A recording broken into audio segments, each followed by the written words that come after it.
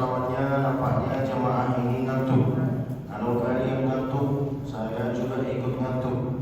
Mari kita tidur bersama. Bismillahirrahmanirrahim. Jangan apa, jangan dibaca, nanti tertidur betul. Ya Allah. Boleh saya ulangi salaman ini? Assalamualaikum warahmatullahi wabarakatuh.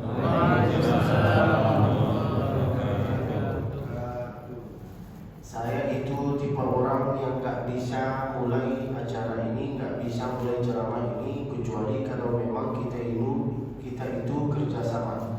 Minta tolong yang ada di luar, yang ada di tiang, minta tolong merapat hingga enak cara menyampaikannya, hingga enak cara bicaranya. Yang ada di luar, masya Allah, saya melihat kalian seperti ikan akuarium. Sudah dingin, masya Allah, tabarakallah. Mudah-mudahan kuburan kita insya Allah juga dingin. Amin kanlah. Amin. Bismillahirrahmanirrahim. Hamidan syakiran lillah. Salatan wa salaman ala Rasulillah Muhammad ibn Abdillah wa ala alihi wa sahbihi wa mawala. Kalam bermula dengan bismillah, dilanjutkan dengan alhamdulillah. Salawat dan salam kepada Rasulullah, maka ni'mat Allah semua sempurna dan sunat. Hadratul mukarramin, hadratul muhtaramin, para yang dimuliakan oleh Allah Subhanahu wa taala, para asatidz yang ada di sini, para imam-imam, para muadzin. Masya Allah, tabarakallah. Saya barusan dengar suara imam, suara muadzin kita, bilal kita. Masya Allah, beliau imaman sholat tanpa pakai mikrofon. Tapi masya Allah suaranya luar biasa. Mana beliau? Kok hilang? Oh ini. Siapa nama itu?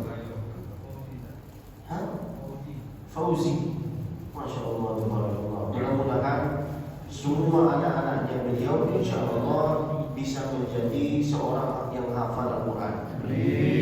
Dan insya Allah ada satu di antara anak-anak kita ke depan, insya Allah ada yang bisa menjadi imam di kota Makkah.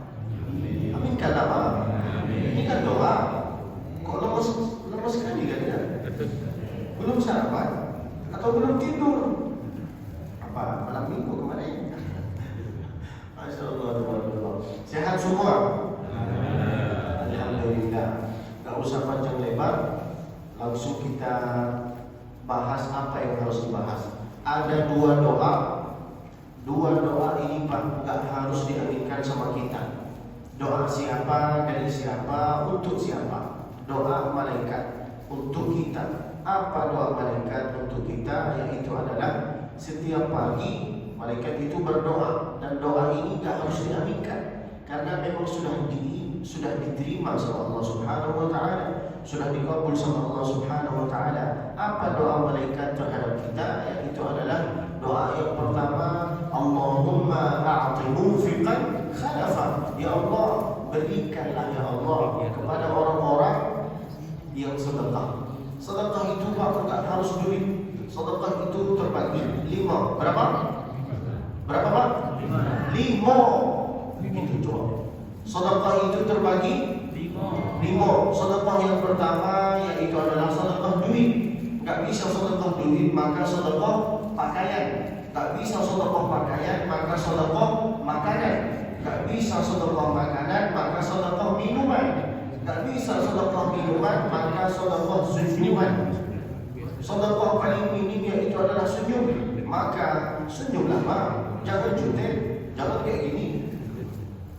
Ini masya Allah, pas masuk masjid ini banyak bapak-bapak yang melihat saya dari jauh kayak gini. Kaget saya, apa salahnya saya? Senyumlah, kayak gini senyum. Jumpa sama saya, senyum. Jumpa sama muadzin, senyum. Jumpa sama imam, senyum. Jumpa sama tetangga, senyum. Jumpa sama tukang parkir, senyum. Ditanya, engkau gila? Senyum, tak apa-apa. Jumpa sama istri orang, senyum. Itu bukan sedekah, itu cari masalah. Maka setiap pagi kalau bisa catatlah namamu hingga engkau ini bisa termasuk dari golongan yang Allah ampuni yang Allah ampuni dosanya dan Allah berikan apa yang harus diberikan. Panjang umur, sehat selalu. Mudah-mudahan semua yang ada di sini insya Allah sehat selalu. Amin karena sehat selalu. Panjang umurnya, banyak amalnya, banyak tanahnya, banyak rezekinya. Untuk ibu-ibu banyak cincinnya, banyak emasnya, banyak bininya. Di sana amin, di sana jangan. Mudah-mudahan kita ini bisa termasuk dari golongan yang memang dapat doa dari mereka. Allahumma a'ti munfiqan khalafa. Maka setiap pagi kalau bisa sedekahlah. Apapun sedekahnya terserah Bapak. Yang penting sedekah.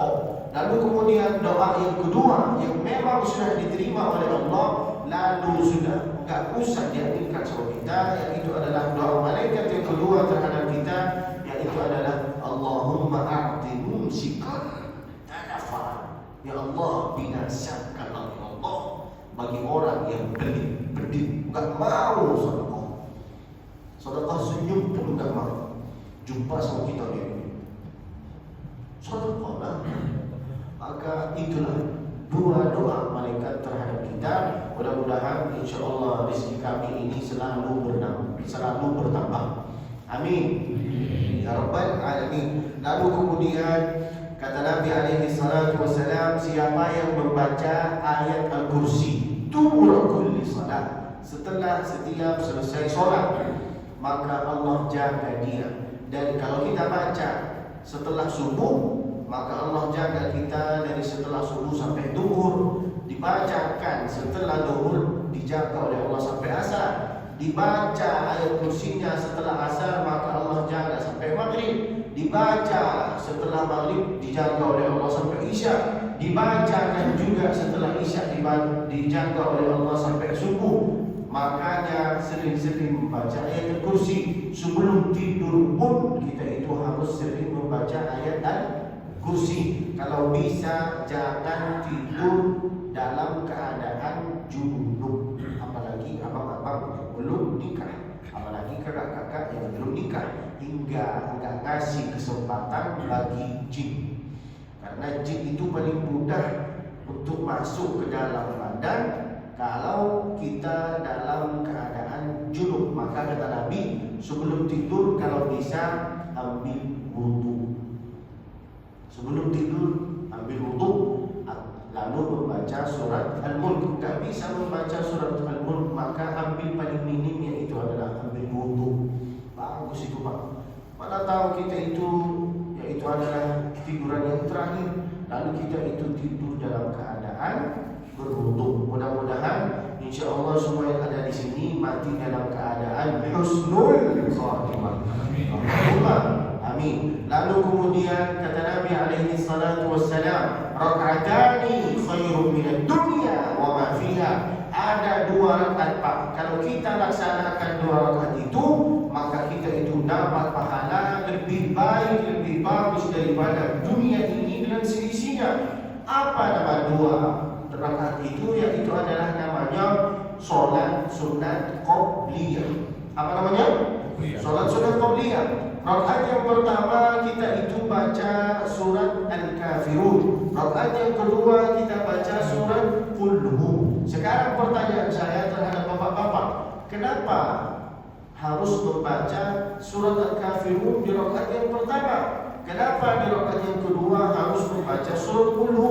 Kenapa bukan surat yang lain? Ada jawaban? Ada yang tahu? Nampaknya saya yang tanya, saya yang jawab. Gimana Pak? Gak apa-apa, keluarkan suaranya. Ada yang tahu? Kok semua kayak gini? Jawab. Ayo Pak. Gak ada yang tahu? Anggaplah pertanyaan saya dari anak kecil, dari anaknya Bapak, dari cucunya Bapak. Bapak mau jawab apa? Bang, kenapa harus surat Al-Kafirun? Kalau saya baca surat An-Nasr bolehkah? Kalau saya baca surat Al-Fatihah bolehkah? Lalu Bapak mau jawab apa? Apa hikmahnya? Kita itu harus membaca surat Al-Kafirun. Nampaknya memang saya tanya, saya jawab.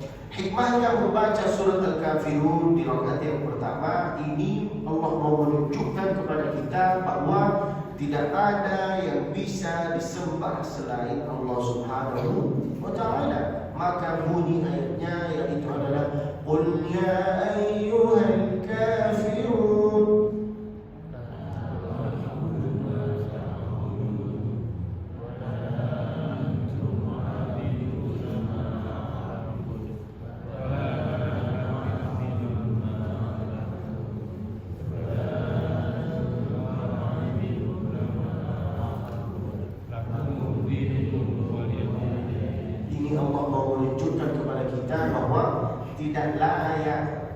Tidak ada yang layak disembah selain Allah Subhanahu wa ta'ala. Lalu kemudian di rakaat yang kedua Allah mau ngasih keyakinan kepada kita memang yang layak disembah sama kita yaitu adalah cuman hanya Allah Subhanahu wa ta'ala. Itulah hikmahnya. Maka bunyi ayat Al-Quran di rakaat yang kedua yaitu adalah Qul huwallahu ahad.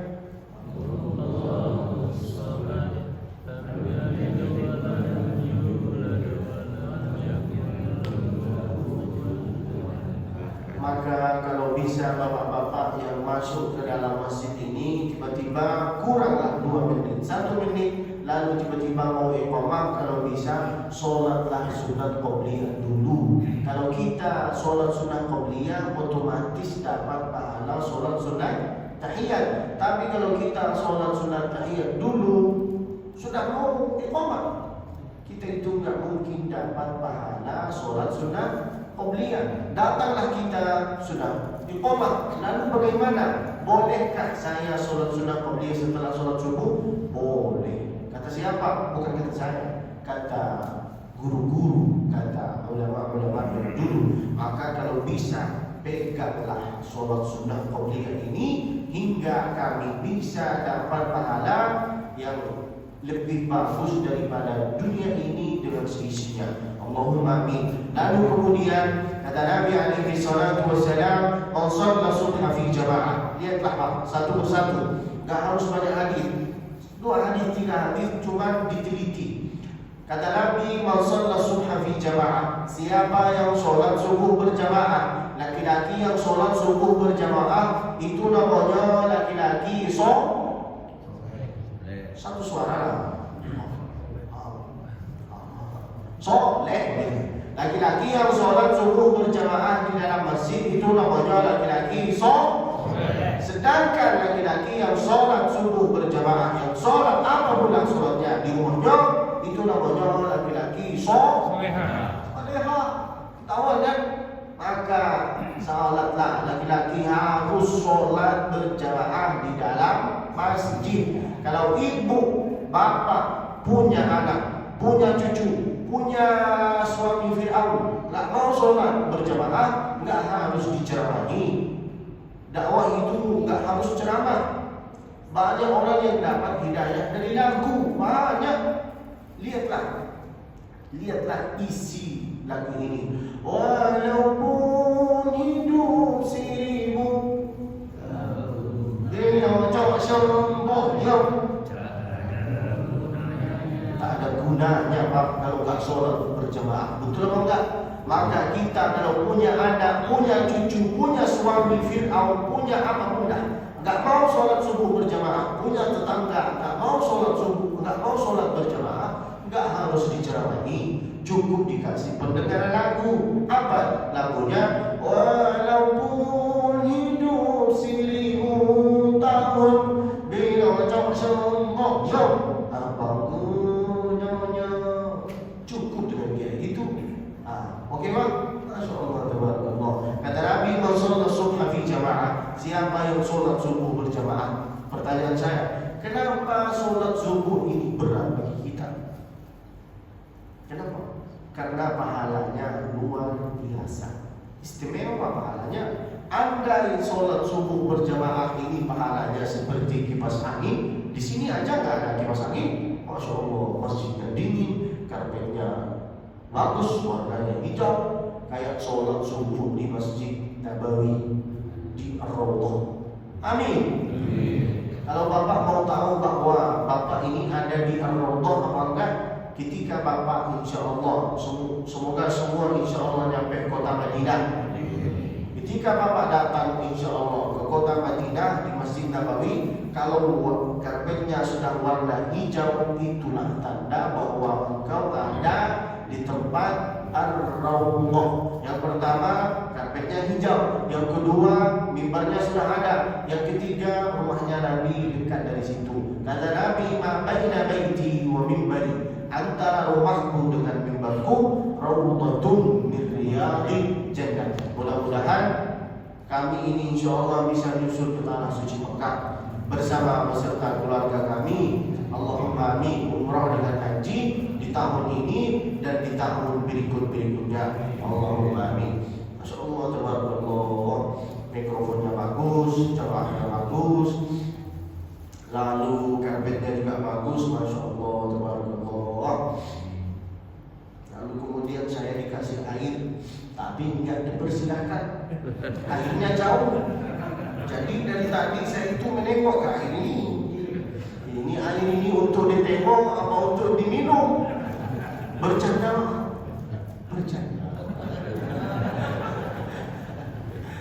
Kan tidak enak kalau seriusan. Nanti mereka itu tertidur mereka.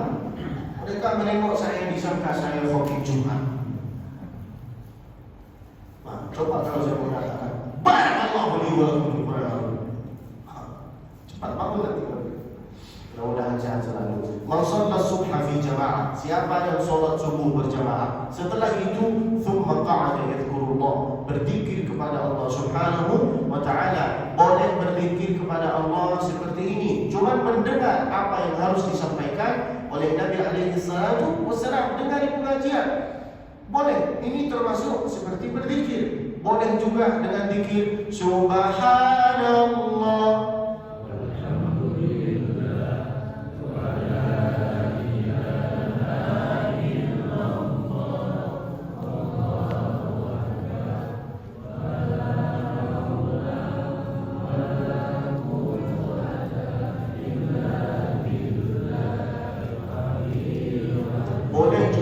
istighfar, astaghfirullah,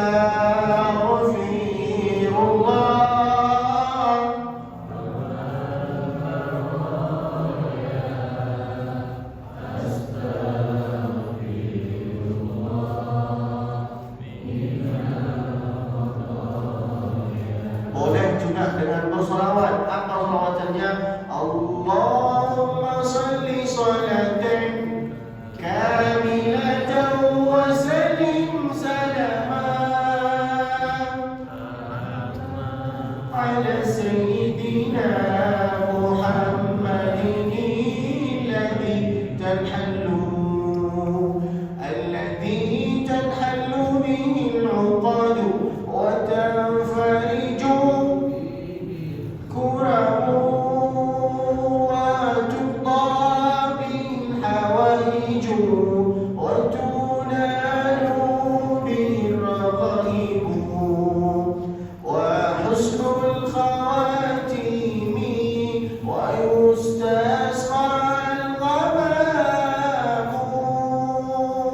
biwajhil karim wa وصحبه في كل لمحة ونفس بعدد كل معلوم الله. Sering-sering berzikir, Pak. Dengan berzikir kepada Allah maka hati ini menjadi tenang. Bukan kata saya, kata Allah. Ala bizikrillah,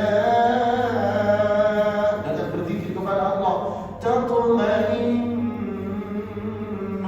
qulub, hati itu menjadi tenang. Dengan bersolawat ke baginda Nabi, hati itu menjadi tenang. Maka sering bersolawat. Qamarun, qamarun,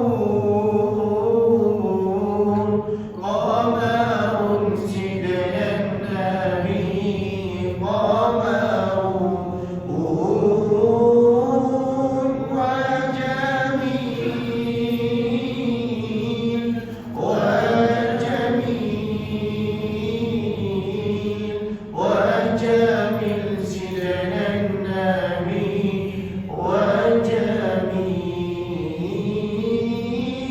wa kafful mustafa kalwardi nadi.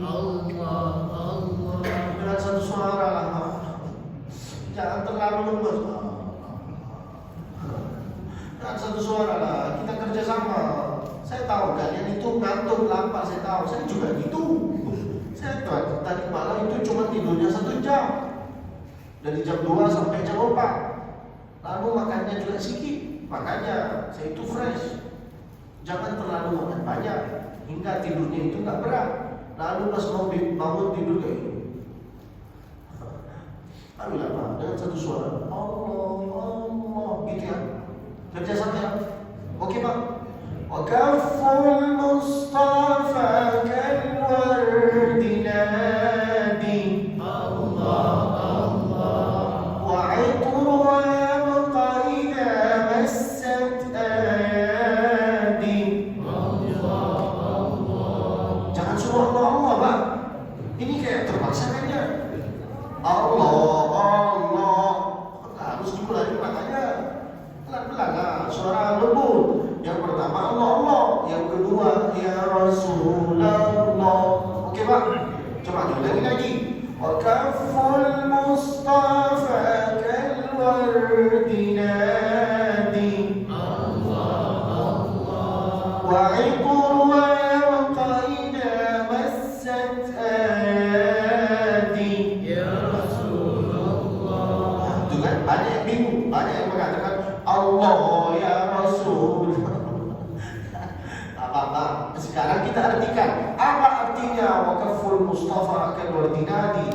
2 telapak tangannya Nabi Pak, keringatnya Nabi Pak, kalau kena di tangan kita maka bau keringatnya Nabi itu enggak akan hilang selama 3 hari, bahkan 3 malam, bahkan lebih, enggak hilang bau keringatnya Nabi.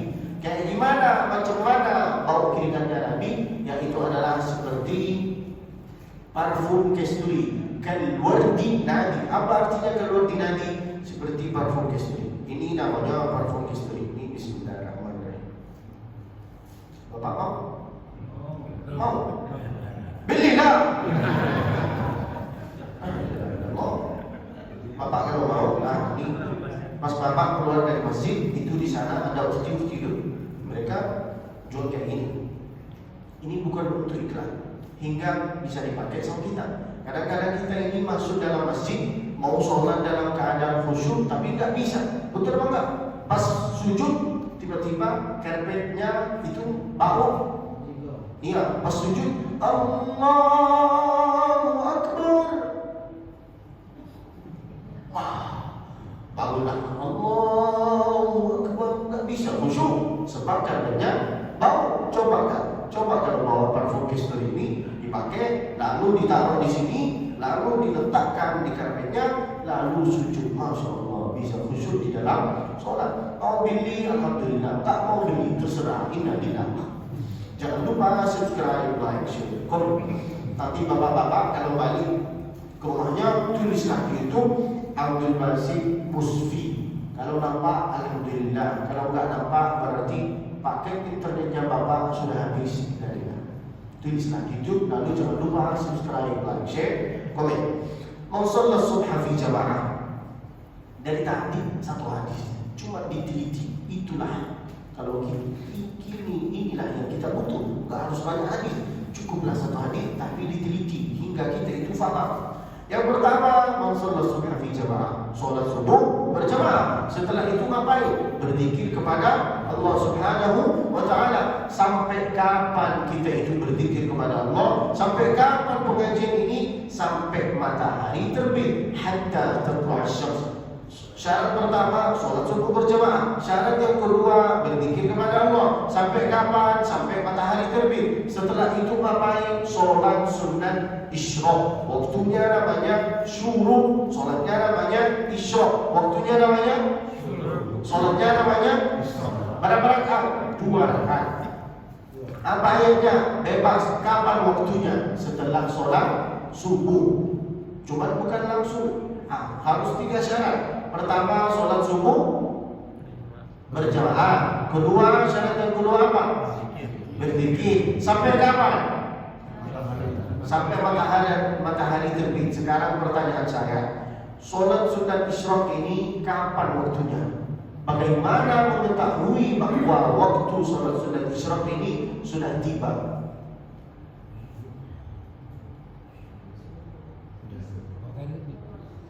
Dari matahari terbit.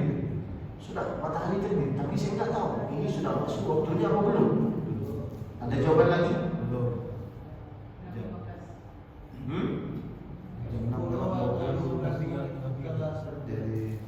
Andai anggaplah nggak ada jam, anggaplah bapak di kampung nggak ada jam. Bagaimana bapak mau tahu bahwa waktu syuruk ini sudah tiba? Ada ufuk merah. Ufuk merah. Anggaplah saya anak kecil melihat matahari terbit. Sudah terbit, masuk waktu sholat sunat isyraq belum bang? Apanya? Enggak tahu nak.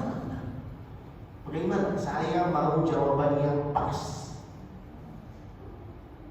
Ada yang tahu? Dari HP udah ada jawaban. Enggak ada HP, enggak ada internet, enggak ada. Di kampung kita.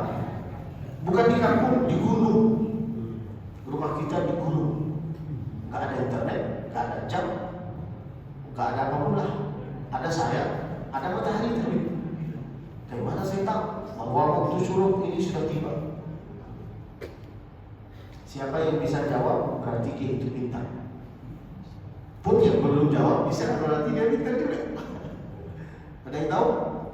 Nampaknya saya yang tanya, saya yang jawab. Ya Allah. Yang penting jemaahnya enggak tidur. Kalau ada satu di antara mereka yang kayak gini aja, langsung saya tidur. Saya enggak bisa menyampaikan sesuatu lalu ada jemaah ini. Saya enggak bisa. Bagaimana mengetahui bahwa waktu syuruk ini sudah tiba? Maka lihatlah waktu sholat maghrib. Di sini waktu maghrib jam berapa? Jam 6.30. Betul apa enggak? Waktu sholat sunat isyraq 2 menit setelah waktu sholat maghrib. Kalau waktu maghrib jam 6.30 berarti waktu syuruk. Waktu sholat sunat isyraq jam 6.33. Itulah cara menghitung.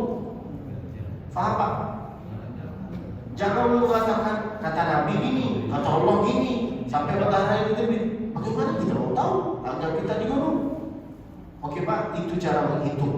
2 menit setelah waktu sholat maghrib.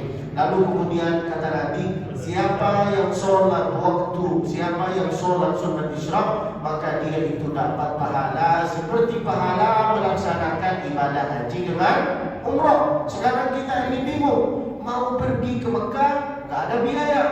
Sudah ada biaya, tapi belum jelas. Ada Omikron, ada ini, ada macam mana, banyak alasan. Betul apa enggak? Supaya sehingga Bapak bisa dapat pahala seperti pahala melaksanakan ibadah haji dan umrah, maka laksanakanlah 2 sholat ini, namanya sholat sunat isyraq. Oke Pak? Setelah itu saya akan tutup acara ini pas kalau sudah masuk waktu sholat sunat isyraq. Bapak yang punya wudu, sholatlah nanti sholat isyraq. Bapak yang nggak punya wudu, ambil wudu lalu sholat. Karena jangan sia-siakan waktu ini. Jangan sampai duduk sama kita pas masuk waktu isyraq Bapak langsung pergi. Kasihanlah pahala ini, peganglah pahala ini. Lalu kemudian bapak-bapak yang kutut nggak apa-apa, ambil wudu, nggak harus malu-malu. Nah, itu wajar. Karena kutub itu terbagi dua. Berapa? Kutub itu terbagi, ada yang bersuara, ada yang tak bersuara. Yang bersuara namanya duratun. Coba. Itu yang yang tak bersuara namanya fusatun. Apa namanya? Sekarang pertanyaan saya terhadap bapak-bapak, lebih parah yang bersuara atau enggak bersuara? Pengalaman kan? Ketawa kan? Katanya mereka enggak bersuara. Kenapa? Karena beliau duduk santai kayak gini tiba-tiba itu lebih parah daripada yang bersuara. Karena bersuara sudah jelas, tapi enggak bersuara, duduklah sama kita, dia ketawa kita, tiba-tiba keluar suara dari atas, dari bawah. Maka ambillah wudhu, tak apa-apa, lalu laksanakanlah sholat sunat isyraq. Lalu kemudian dulu sahabat-sahabat Nabi Pak, mereka itu selalu berdoa selama 6 bulan. Dari bulan apa? Dari bulan Syawal. Kita hitung bersama. Syawal, Dzulqa'dah, Dzulhijjah, Muharram, Safar, Rabiul Awwal. Mereka itu, bayangkan, itu sahabat Nabi Pak. Mereka itu berdoa selama 6 bulan. Kana sahabatu yad'una Allah fi 6 ashhur. Sahabat Nabi dulu berdoa selama 6 bulan, ayyataqabbala minhum a'malahum. Mereka berharap bahwa sehingga Ramadan mereka itu diterima. Itu mereka, sahabat Nabi.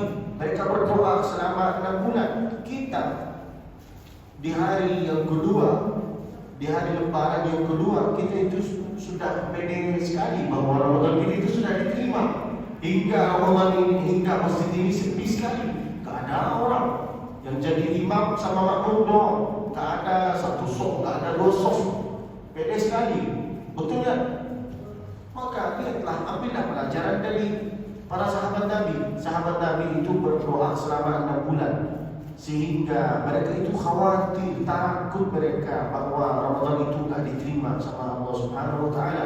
Maka mereka itu selalu membaca doa ini. Apa doanya? Allahumma sallimna li Ramadan. Coba baca dengan satu suara. Allahumma sallimna li Ramadan wa sallim Ramadan lana wa tasallamhu minna mutaqabbala. Doa ini harus sering dibacakan sama kita. Kalau enggak hafal, alhamdulillah. Kalau enggak hafal, pura-pura hafal. Yang penting mulutnya bergerak. Kayak gitu. Atau sering membaca doa ini, Rabbana taqabbal minna innaka antas samiul alim. Atau sering membaca doa ini, taqabbalallah minna wa minkum ya karim. Orang-orang Makkah Pak, di hari lebaran sampai sekarang, orang Makkah itu kalau kita bertemu setelah sholat Id, mereka itu saling mendoakan. Apa doanya? Yang itu adalah taqabbalallahu minna wa minkum ya karim, taqabbalallahu minna wa minkum ya karim, taqabbalallahu minna wa minkum ya karim. Lalu kemudian bulan Ramadan ini Pak seperti sekolah. Ada yang sekolah lalu lulus, ada yang sekolah tapi enggak lulus. Siapa yang sekolah lalu lulus, siapa yang sekolah lalu enggak lulus? Yang sekolah lalu lulus yaitu adalah yang beramal, beribadah, bersolat, bersalawat, bersedekah di bulan Ramadan dan di selain bulan Ramadan. Amalan itu terjaga lalu diamalkan terus-menerus. Itu yang namanya sekolah lalu lulus, karena dia terus-menerus diamalkan. Lalu siapa yang sekolah lalu tidak lulus? Yang menyangka bahwa amalan-amalan, yang menyangka bahwa Allah itu cuma hanya di bulan Ramadan. Di bulan Ramadan, Masya Allah, solehah sekali. Di bulan selain Ramadan, solehah. Maka jangan kayak gini. Maka kata ulama dulu, kunu rabbaniyina wa la takunu ramadaniyin. Kalau bisa, jadikanlah hamba-hamba Allah yang selalu beramal, beribadah setiap hari, setiap detik, setiap waktu, setiap menit, membaca Al-Quran, berzikir, beristighfar. Jadikanlah hamba Allah yang setiap hari, setiap bulan, setiap tahun beramal, beribadah. Jangan jadi hamba Allah yang cuma beramal di bulan Ramadan. maka kata ulama-ulama dulu, kunu rabbaniyina wa la takunu ramadaniyina. Ini sudah masuk waktu isyraq belum? 5 menit lagi. Berapa? 5 menit lagi. 5 menit lagi. Saya akan tutup acara ini pas masuk waktu sholat syurga isyraq. Itulah yang saya harus sampaikan. Mudah-mudahan insyaallah kami dapat ilmu yang bermanfaat. Sebelum saya tutup acara ini, saya minta tolong dari bapak-bapak, ibu-ibu, minta tolong dengarlah apa yang harus disampaikan sama Ustaz Muhammad. Beliau ada beberapa sesuatu yang mau disampaikan sama beliau. Setelah disampaikan sama beliau, baru kita berdoa. Setelah berdoa solat isyraq, setelah itu saya baru dengar dari takmir masjid, katanya insyaallah setelah selesai acara ini kita itu akan makan bersama di rumah masing-masing.